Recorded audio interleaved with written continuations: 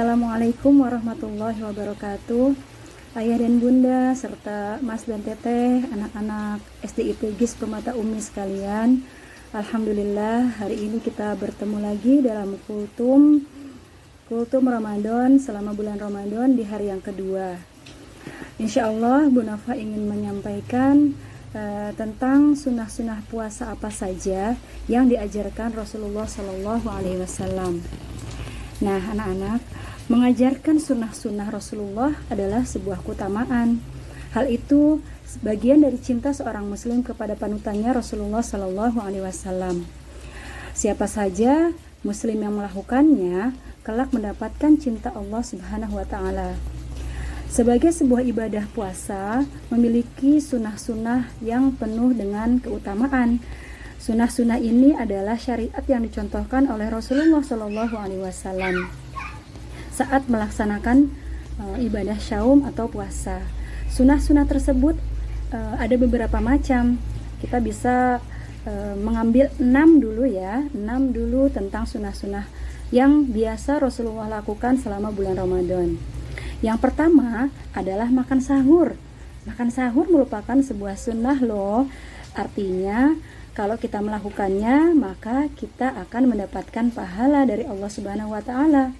Makan sahur dengan mengakhirkannya ya di waktu yang akhir hingga mendekati waktu terbitnya fajar. Rasulullah Shallallahu Alaihi Wasallam menegaskan keutamaan ini. Beliau bahkan menyampaikan bahwa dalam sahur itu ada keberkahan di dalamnya. Nah, jadi anak-anakku sekalian harus makan sahur ya, agar kita bisa mendapatkan pahala sunnah. Yang kedua adalah berbuka dengan bersegera. Jadi menyegerakan berbuka ketika adzan sudah berkumandang, maka anak-anak segera membatalkan puasa. Yaitu kapan sih saatnya berbuka? Berbuka itu pada saat matahari telah tenggelam secara pasti, atau mudahnya kita mendengarkan suara adzan dari masjid yang paling dekat. Yang ketiga adalah memperbanyak amalan-amalan kebaikan di bulan Ramadan, seperti memperbanyak sholat sunnah. Ya, siapa yang sudah terbiasa sholat sunnah sebelum subuh ya, itu lebih baik daripada dunia dan isinya. Kemudian juga sedekah. Sedekah ini banyak sekali contoh-contoh dari Rasulullah. Rasulullah itu betul-betul orang hamba Allah yang paling suka bersedekah. Kemudian juga tilawah Al-Quran. Sudah belum anak-anak SDIT GIS Permata Umi yang sudah menargetkan berapa kali hatam di Ramadan kali ini? Kemudian juga ada berzikir ketika pagi, ketika petang, setelah sholat, ataupun ketika kita sedang di waktu-waktu yang luang, ada waktu sambil menunggu sesuatu, sambil menunggu berbuka, banyak-banyak berzikir. Berzikir artinya mengingat Allah. Ya, kemudian berdoa dan beristighfar. Banyak-banyak kita beristighfar di bulan Ramadan karena Allah pasti akan mengampuni dosa-dosa kita. Nah, kemudian sunnah yang keempat yaitu jika mendapat celaan hendaknya mengatakan aku sedang berpuasa. Nah, anak-anak ketika bermain dengan teman-teman, ada teman yang suka mengejek, jangan marah ya. Ingat hadisnya, la tagdzab walakal jannah. Janganlah kita marah, maka bagi kita surga. Nah, ketika kita sedang berpuasa, ada teman yang kemudian mengejek, katakan saja, aku sedang berpuasa. Berpuasa artinya menahan dari nafsu, menahan dari kemarahan. Insya Allah akan banyak kebaikan yang Allah berikan kepada kita.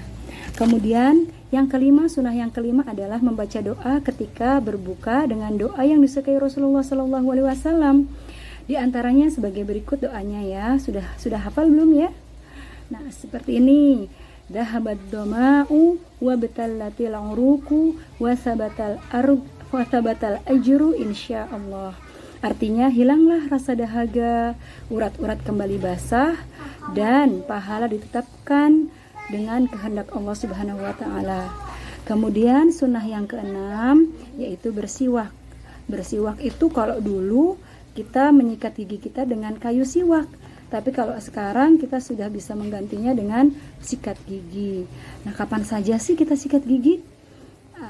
Jadi agar nafas kita tidak bau, kemudian ketika kita mau sholat juga tidak terganggu dengan sisa makanan yang ada di dalam gigi-gigi kita, di sela-sela gigi, maka kita harus menyikat gigi kita dengan bersih. Ya, kalau kita sikat gigi kita menjadi bersih, nafas kita juga menjadi segar. Nah, kemudian tahukah anak-anak bahwa puasa yang sesuai dengan syariat, khususnya pada bulan Ramadan, itu bisa mencegah segala penyakit loh. Oke, anak-anak sekalian, itu kultum yang bisa Bu Nova sampaikan untuk hari kedua di Ramadan kali ini, 1442 Hijriah.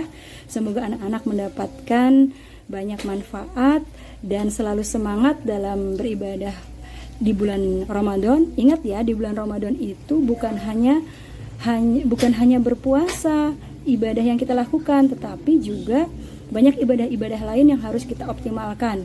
Kalau biasanya kita hanya 3 lembar membaca Al-Quran, tapi di bulan puasa ini kita punya target 1 juz membaca Al-Quran, sehingga nanti ketika 1 bulan kita hatam Al-Quran. Insya Allah pasti bisa. Allah memudahkan bagi anak-anak, bagi orang-orang yang mempunyai azam. Terima kasih untuk kesempatannya hari ini, semoga mendapatkan manfaat. Bu Nova mohon maaf atas kesalahan yang mungkin ada kata-kata yang salah yang Bu Nova ucapkan. Sampai sekian dulu. Jumpa lagi di hari esok, di hari ketiga dengan Bapak atau Ibu guru yang lain. Terima kasih. Assalamualaikum warahmatullahi wabarakatuh.